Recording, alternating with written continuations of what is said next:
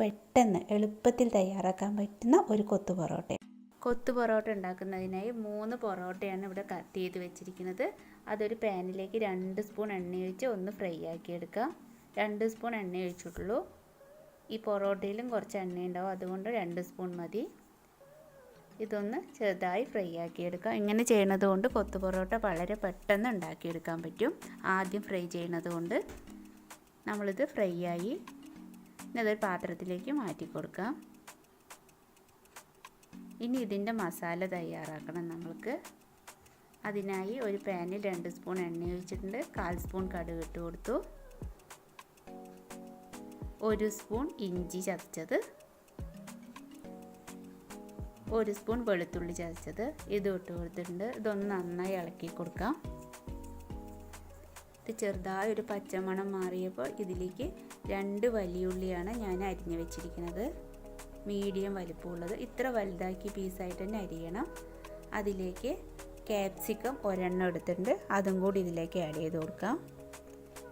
ഇതിലേക്ക് ഒരു 1/2 സ്പൂൺ ഉപ്പ് ചേർത്ത് കൊടുക്കാം. വേഗം വഴണ്ടി വരാൻ വേണ്ടിയാണ് ഉപ്പ് ചേർത്ത് കൊടുത്തിരിക്കുന്നത്. നമുക്കത് നന്നായി ഇളക്കി കൊടുക്കാം. ഇന്ന് വഴണ്ടി വന്ന് ഇനി നമുക്കിത് മസാല ചേർത്ത് കൊടുക്കാം. 1 സ്പൂൺ മുളക് പൊടി, 1/4 സ്പൂൺ മഞ്ഞൾപ്പൊടി ചേർത്ത് കൊടുക്കാം.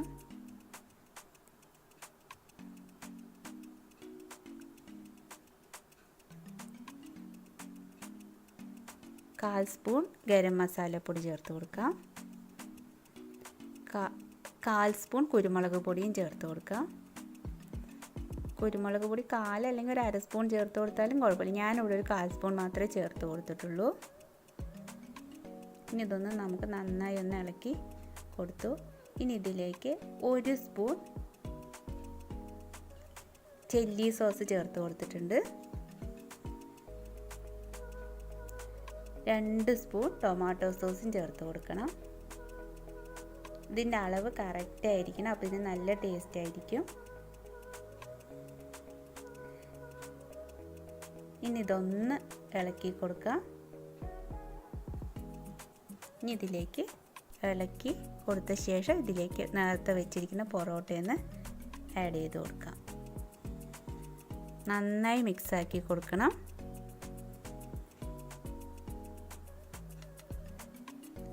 നന്നായി ഒന്ന് ഇളക്കി മിക്സാക്കി കൊടുക്കണം. അത്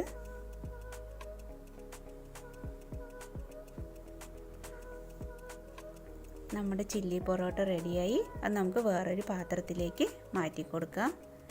ഇതിൻ്റെ അളവ് കറക്റ്റായി ഇതുപോലെ തന്നെ ചെയ്ത് നല്ല ടേസ്റ്റ്. എല്ലാവരും ഇതൊന്ന് ട്രൈ ചെയ്ത് നോക്കണം. എല്ലാവർക്കും ഇഷ്ടപ്പെടും. ഇഷ്ടപ്പെട്ടാൽ ഈ ചാനൽ ലൈക്ക് ചെയ്യാനും സബ്സ്ക്രൈബ് ചെയ്യാനും മറക്കരുത്.